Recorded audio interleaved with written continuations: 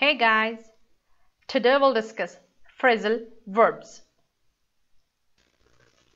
A phrasal verb is a combination of two or more words, usually a verb and a preposition, or a verb and an adverb.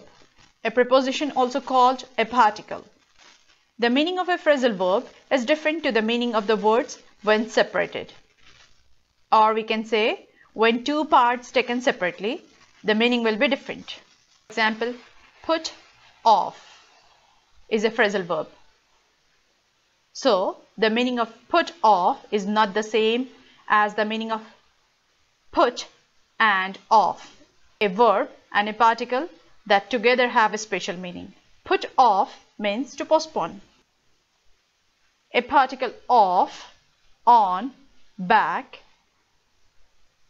is used in a phrasal verbs. Put is a verb and it is a main verb.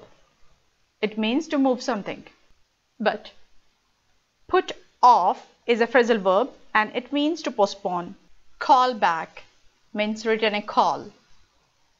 Call off means to cancel. Take off. Now be careful. Take off has more than one meaning. For example, the aircraft will take off at 10:30. Take off. In this sentence, take off means to fly. If an aircraft, bird or insect take off, it means begin to fly. Next example, the business took off. Now took off. It means start to be successful or popular. I took off my coat. Took off. In this sentence, took off means to remove. So we have four kinds of phrasal verbs: separable, non-separable, intransitive, and transitive. Let's start with separable. Separable phrasal verbs, some particles can be separated from the verb, and noun or a pronoun can be inserted. For example, put off. Phrasal verb present a huge vocabulary challenge because meaning of the phrasal verb is usually very different from the meaning of the individual verb and particles. So put off is a separable phrasal verb. This kind of phrasal verb can be separated. In this sentence, put off is a phrasal verb and party is a noun and party is an object. In this sentence, it is possible to move particle after a noun, object. We can write same sentence this way. We put our party off. So in this sentence, we have inserted a noun, party is a noun, and move particle off after a noun. Both sentences have same meaning. It means party has been postponed.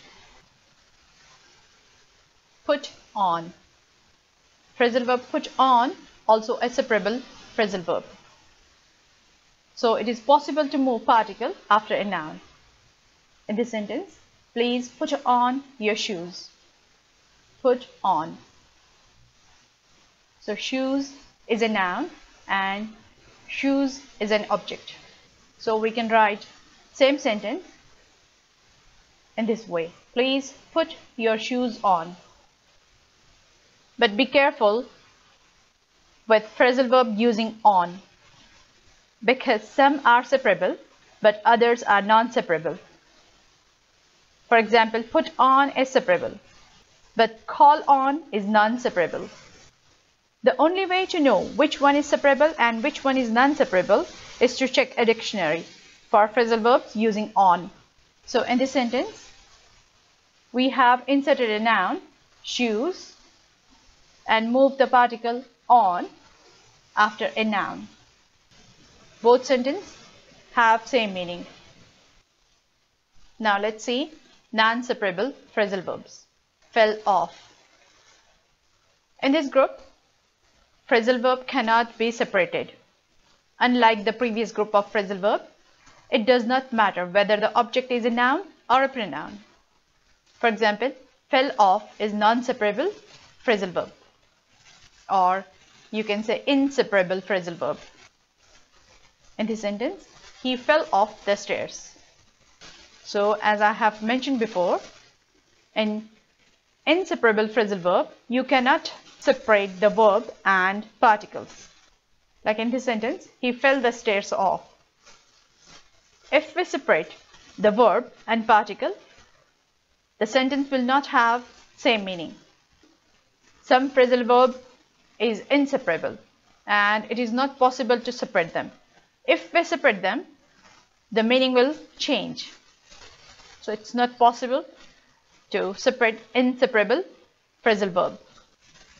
So in first sentence, he fell off the stairs means he fall off.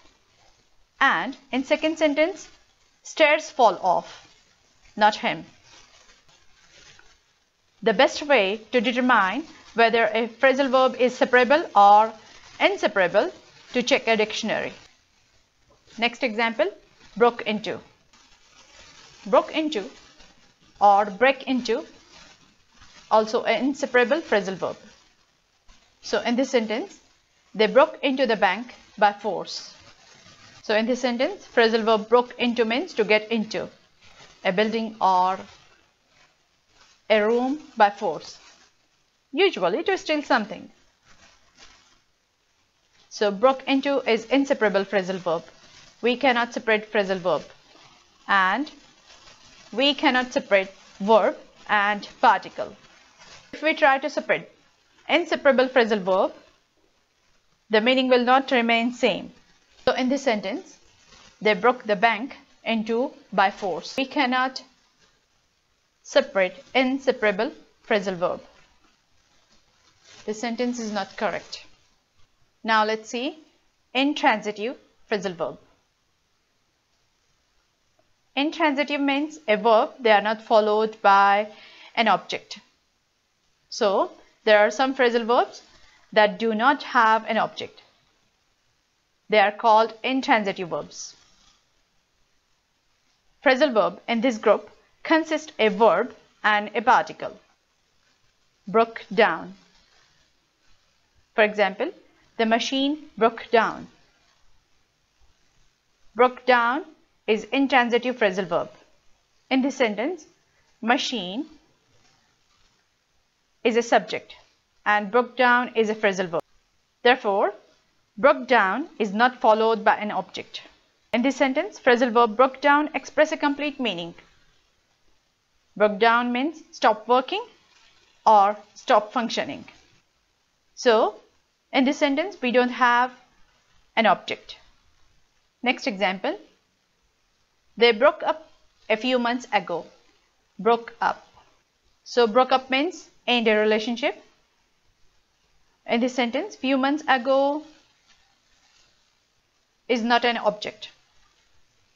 Broke up or break up is intransitive phrasal verb, which means they are not followed by an object. Next example, please come in. Phrasal verb come in means to enter a room or a building. Come in, we have main verb come and particle in. Phrasal verb come in is intransitive. It is not followed by an object. So in this sentence, we don't have direct object. Next example, I got up at 7 this morning. Got up or get up. Phrasal verb got up or get up means leave bed. So 7 this morning is not an object or direct object. Therefore, in this sentence, we don't have direct object. Phrasal verb get up is intransitive. It is not followed by an object, but it expresses a complete meaning. Usually, intransitive phrasal verbs express complete meaning.